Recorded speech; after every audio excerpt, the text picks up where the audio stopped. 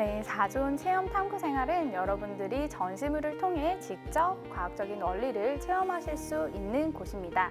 함께 실험해 보면서 과학적인 원리를 찾아보도록 할까요? 이제 직접 체험을 해보도록 하겠습니다. 앞에는 전자기 놀이공원이라는 전시물이 있는데요. 시소, 그네, 자이로드롭, 전자기차, 가로등 5가지 전시물이 있습니다. 뭔가 공통점이 있는 것 같은데요. 약간 갈색의 전선이 감겨 있는 것 보이나요? 전선으로 감긴 코일 주변으로 자석을 왔다 갔다 움직이면 전기를 만들 수 있는데요. 이것을 전자기 유도 법칙이라고 합니다. 영국의 물리학자 패러데이는 실험을 통해 전선 주위의 자기장의 변화가 전선에 전류를 발생시킨다는 전자기 유도 법칙을 발표하였습니다. 우리가 사용하는 전기도 이러한 원리를 이용하여 만든답니다. 여기 있는 여러 모양의 전시물들을 통해 다양한 전자기 유도 현상을 체험할 수 있습니다.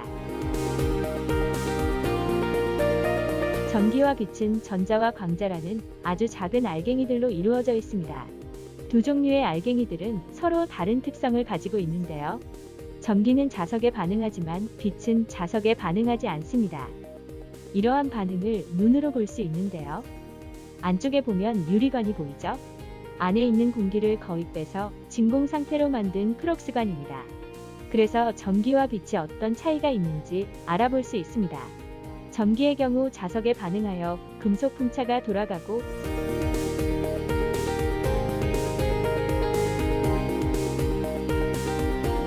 운동 방향이 휘어지는 것을 볼 수 있지만 레이저는 변화가 없는 것을 볼 수 있습니다.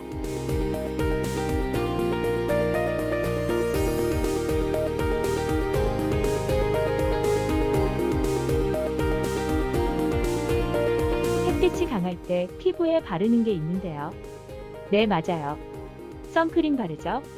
태양에서 오는 눈에 보이지 않는 자외선은 너무 많이 쬐면 피부가 상할 수도 있어 선크림을 바르게 되는데요. 자외선이 꼭 나쁜 것만은 아닙니다.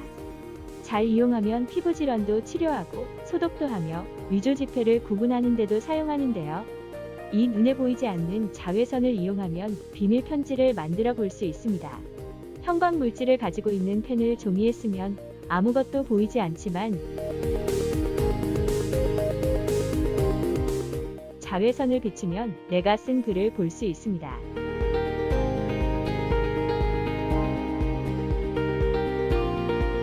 이탈리아의 과학자 갈릴레오 갈릴레이는 물체의 낙하 속도를 정확하게 측정하기 위해 마찰이 아주 작은 경사면을 이용하여 실험했다고 합니다. 전시물에 설치된 4개의 종은 같은 간격으로 떨어져 있습니다. 공이 내려오면서 종들을 울릴 때 종이 울리는 사이의 시간 간격은 점점 줄어들게 됩니다.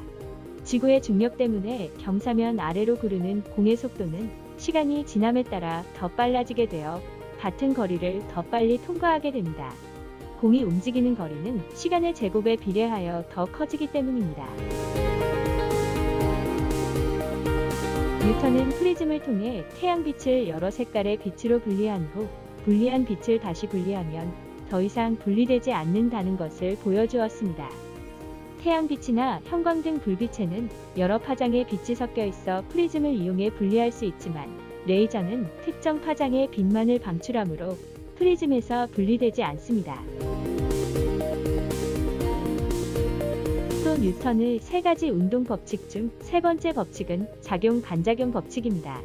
한 물체가 다른 물체에 힘을 작용하면 다른 물체 역시 원래의 물체에게 크기가 같고 방향이 정반대인 힘을 작용한다는 것입니다.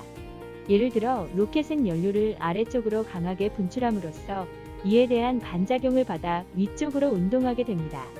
이 자동차는 뒤쪽으로 바람을 내보내면서 그와 반대되는 방향의 힘을 받아 앞으로 나아갑니다. 갈릴레오 갈릴레이는 공의 경사진 운동 실험을 통해 관성을 발견합니다.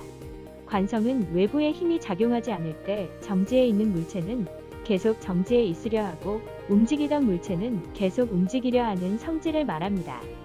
우리가 차를 타고 출발할 때 몸이 뒤로 쏠리고 차가 멈출 때 몸이 앞으로 쏠리는 것이 바로 관성입니다.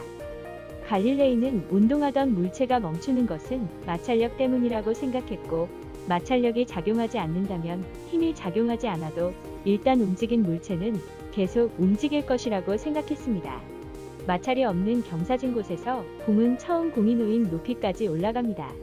하지만 수평면에서는 처음의 높이까지 공이 올라갈 수 없으므로 공은 계속 앞으로 나아가는 운동을 하게 됩니다.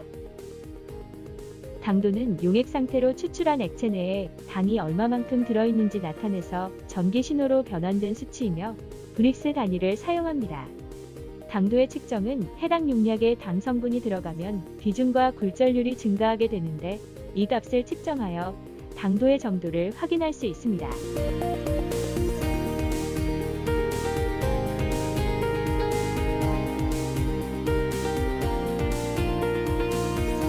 소리는 물체의 진동으로 사람 또는 동물의 귀에 전달되어 청각작용을 일으키는 공기의 파동입니다. 소음계는 소리 에너지를 전기 에너지로 변화하여 수치화하는 장치이며 데시벨을 사용합니다.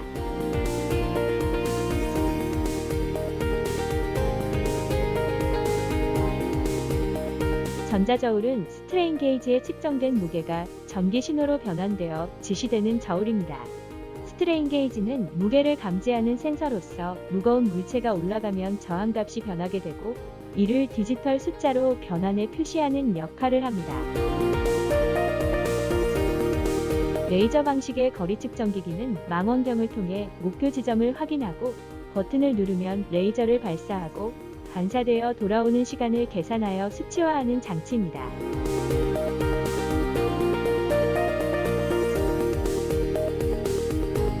조도는 사람의 눈이 인식하는 밝기의 양으로서 빛의 정도를 전기 신호로 변환하여 럭스 단위로 수치화합니다.